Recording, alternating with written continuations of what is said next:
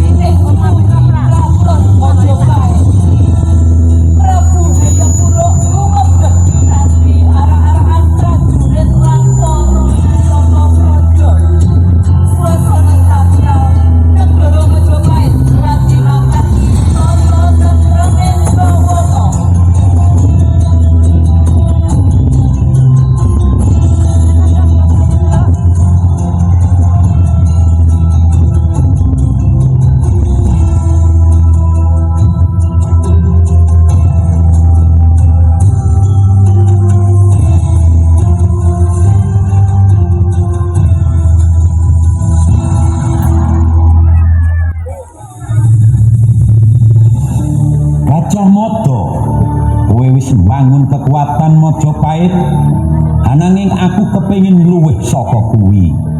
Kepengin nyawiji dudu mung karo gegaman, ananging uga karo katresnan.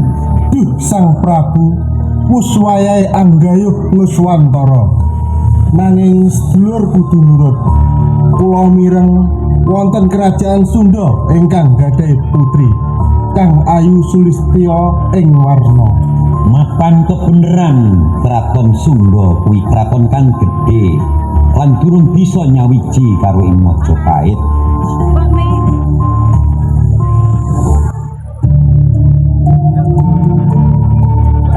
Ing Kraton Sunda kang dipimpin dening Raja Indrabuana duweni sawijining putri kang misuwur kang resep ing kahanan. Raja Sunda lan Ratu luhurake banget putri kang indah.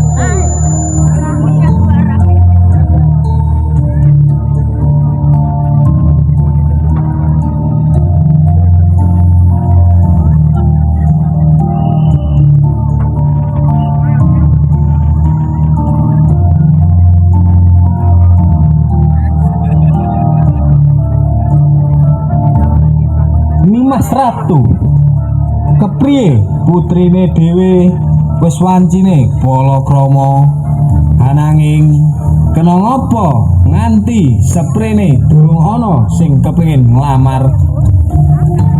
Ingkang sareh paduka raja, Dyah Ayu Pitaloka menika ayune Sunda Langit, mboten mokal, mboten wonten satriya utawi pangeran ingkang mboten remen gandrung kalian sang putri.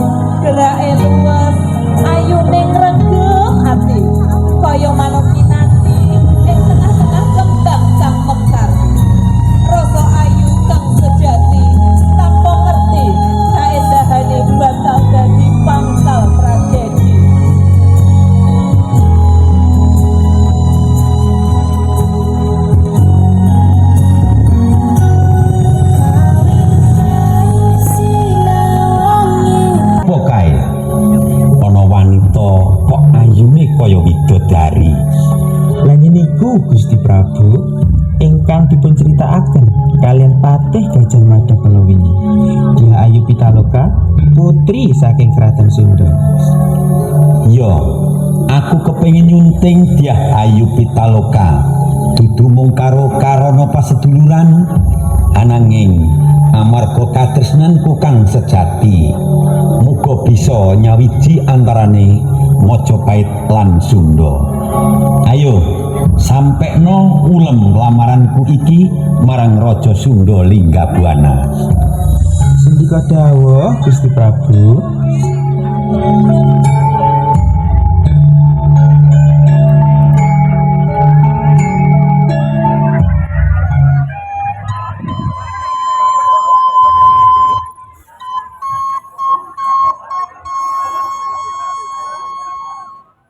Pitaloka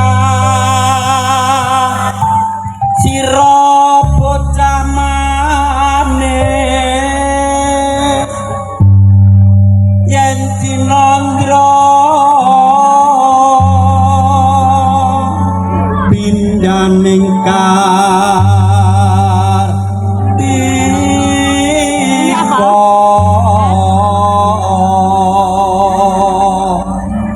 jagat Dewa Bathara.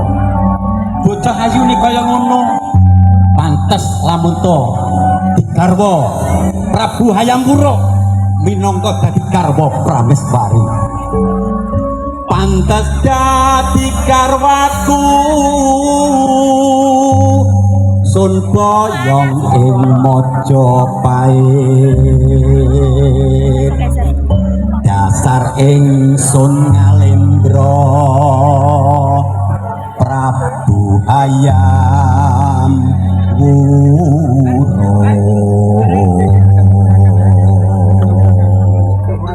Anggon tunandang kasmaran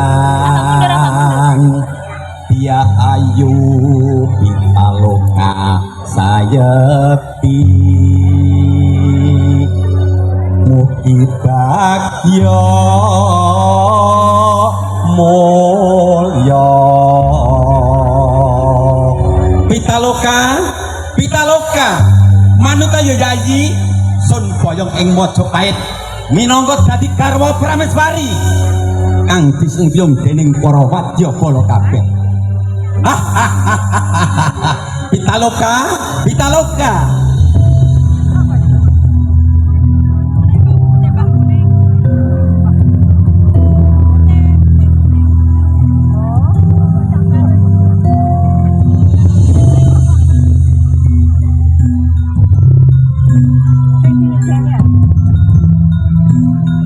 Ratu Agung Prabu Hayamwura badhe mundhut putri panjenengan Dia Ayu Pitaloka dados garwanipun Sang Prabu.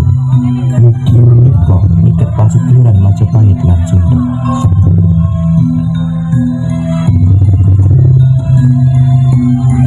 Lamaran menika katampi nanging kudu kelaksanan kanthi derajat dudu minangka upeti. Iya, entenono rombonganku bakal suwan menyang Majapahit.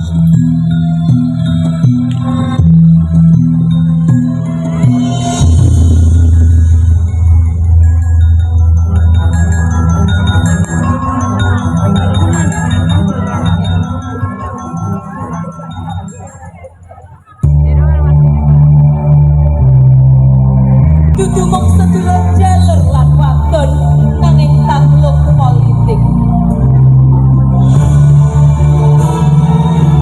Raja Sunda rawuhipun panjenengan sak krajan punika kudu keparingake minangka tandha sumembah Majapahit. Mahapatih Gajah Mada, aku teka menyang Majapahit iki karo niat apik. Putriku Dyah Pitaloka arep dinikahke karo Prabu panjenengan. Iki dudu upeti, iki dudu pasrah, iki jodoh antara loro kerajaan. Prabu saka tanah Sunda, aku ngerti niat panjenengan apik, nanging aku duwe tanggung jawab nglumpukke Nuswantara dadi siji. Majapahit butuh tandha kekuasaan. Tekane putri panjenengan tak anggap minangka pasrah, tandha yen Sunda gelem dadi bagian saka Majapahit. Putriku dudu tandha pasrah. Dheweke terah raja, duwe derajat lan martabat. Nadyan aku ngajeni Majapahit, nanging aku ora bakal gelem yen anakku dianggep kaya barang upeti. Yen ngono panjenengan ora ngajeni kekarepane Prabu Hayam Wuruk. Iki kabeh kanggo Nuswantara, kanggo Majapahit dadi agung. Yen panjenengan ora gelem nampa syarat iki, ora ana pilihan liya. Yen pancen kudu kaya ngono, luwih becik mati karo derajat tinimbang urip karo isin. Wong Sunda ora bakal gelem ditindas. Aku siap perang. Menawi mekaten, monggo leluhur bakal netepke sapa sing bener.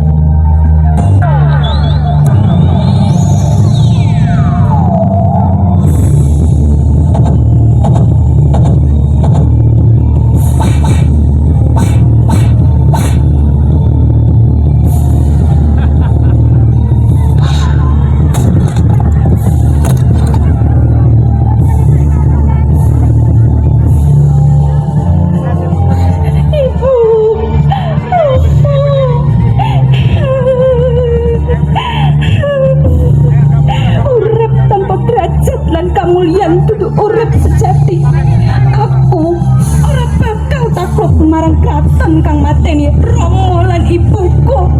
Luwih becik mati tinimbang dadi lambang kekalahan.